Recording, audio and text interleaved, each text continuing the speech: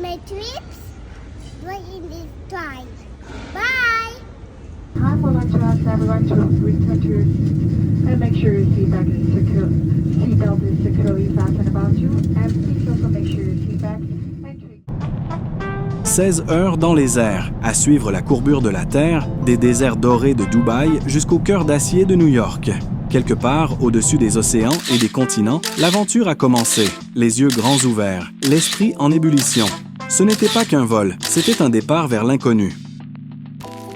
Out commence ici, là où les rêves s'habillent de lumière et où la nuit brille comme une promesse. Times Square, chaotique, magnétique, vivant. Chaque panneau raconte une histoire. Chaque klaxon, chaque pas, une note dans l'hymne de la ville. Je suis entré dans le courant, entouré de visages venus de partout, à la poursuite de quelque chose. Peut-être l'émerveillement, peut-être l'évasion. Mais pendant un instant, sous ce ciel néon, je n'étais plus un simple voyageur. Je faisais partie du rythme de New York.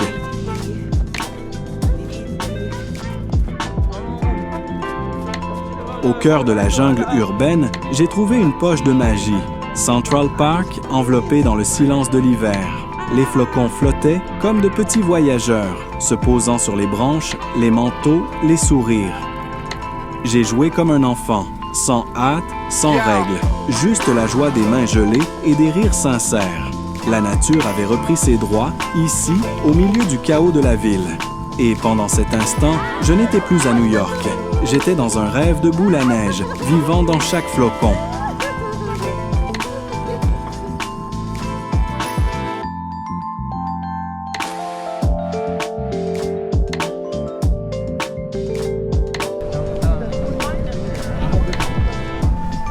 Depuis Battery Park, le voyage commence. Ce port paisible est la porte vers la Statue de la Liberté, un passage vers le cœur de la liberté.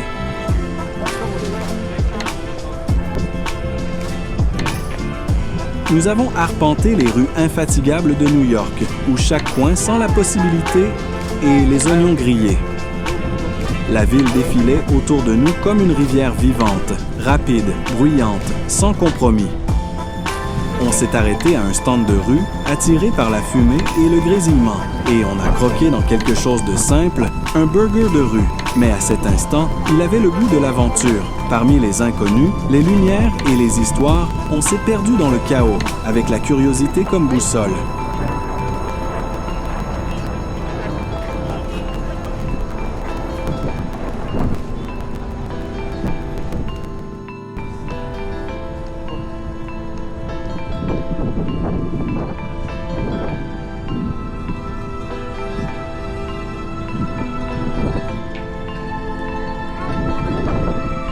Nous avons traversé le pont de Brooklyn, suspendu entre l'acier et le ciel. Construit en 1883, il fut autrefois le plus long pont suspendu du monde, une merveille de son époque, façonné par le courage, la vision et 14 années d'endurance humaine. À chaque pas sur le bois et le fer, on sentait battre le cœur de l'histoire. Immigrants, rêveurs, ouvriers, tous ont franchi ce passage. Aujourd'hui, c'est leur trace que nous suivons.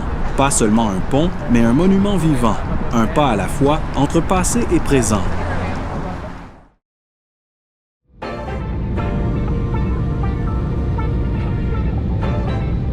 Nous avons laissé derrière nous le rythme effréné de New York pour ouvrir un nouveau chapitre, Toronto au Canada. Ville de gratte-ciel et d'histoire, Toronto est la plus grande métropole du pays, vibrante de culture, d'innovation et d'énergie mondiale. À notre arrivée à l'hôtel, la silhouette de la ville nous a accueillis comme une vieille amie, calme, confiante et prête à se laisser explorer.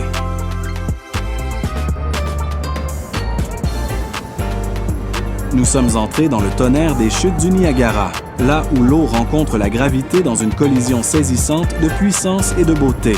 Plus de 3000 tonnes d'eau s'effondrent chaque seconde, traçant une frontière entre le Canada et les États-Unis.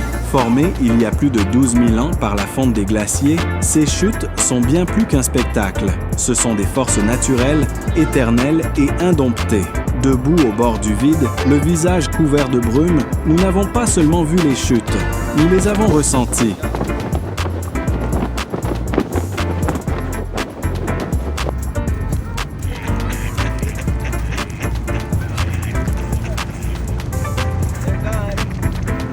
Juste au-delà du rugissement des puissantes chutes du Niagara, nous avons découvert une magie plus discrète.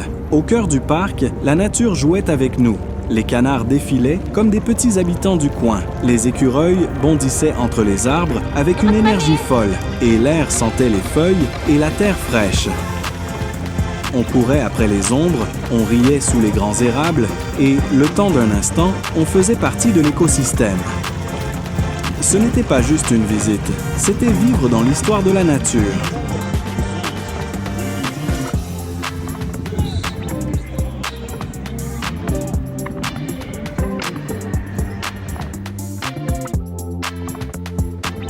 Bienvenue à Ottawa, la capitale du Canada, là où la politique rencontre la poésie. Posée sur les rives de la rivière des Outaouais, la ville mêle architecture grandiose, parcs paisibles et âme nationale profonde. Ce n'est pas seulement ici que naissent les lois, c'est ici que commencent les histoires.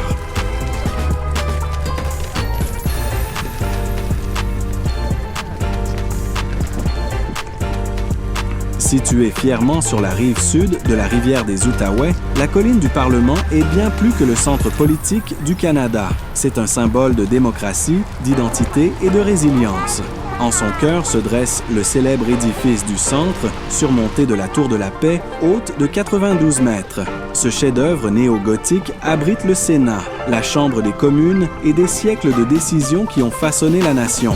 Construit à l'origine au milieu des années 1800, il a survécu à un incendie, à la guerre et au changement, évoluant sans cesse à l'image du pays qu'il représente. La relève de la garde, la flamme du centenaire, les sculptures gravées dans la pierre, chaque détail raconte une partie de l'histoire du Canada. Ici, le passé et l'avenir battent au même rythme architectural.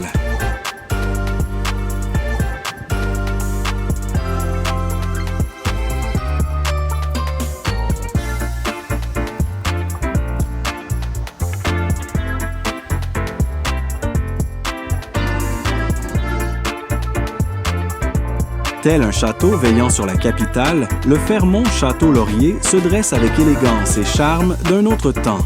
Inauguré en 1912, cet hôtel patrimonial a accueilli rois, écrivains et rêveurs. À quelques pas de la colline du Parlement et surplombant le canal Rideau, il est au carrefour du pouvoir et de la beauté. À l'intérieur, marbre et lustre. À l'extérieur, histoire et mouvement. Ce n'est pas seulement un lieu où l'on dort, c'est un lieu où l'histoire s'approfondit. Au pied du Parlement brûle la flamme du centenaire, allumée en 1967 pour marquer les 100 ans du Canada. Alimentée par du gaz naturel et entourée des armoiries des provinces et territoires, elle brûle à travers la neige, la pluie et le temps, symbole vivant d'unité et de résilience.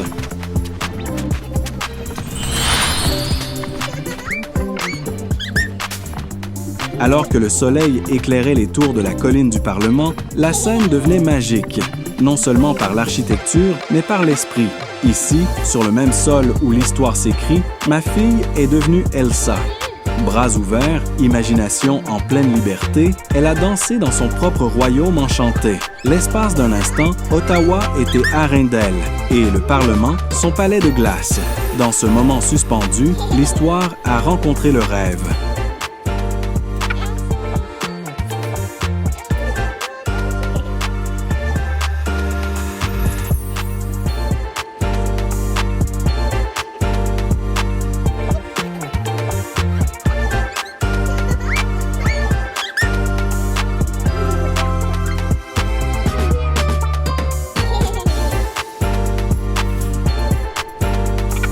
Chaque voyage s'achève, mais les souvenirs continuent leur route. Jusqu'à la prochaine aventure, à très vite!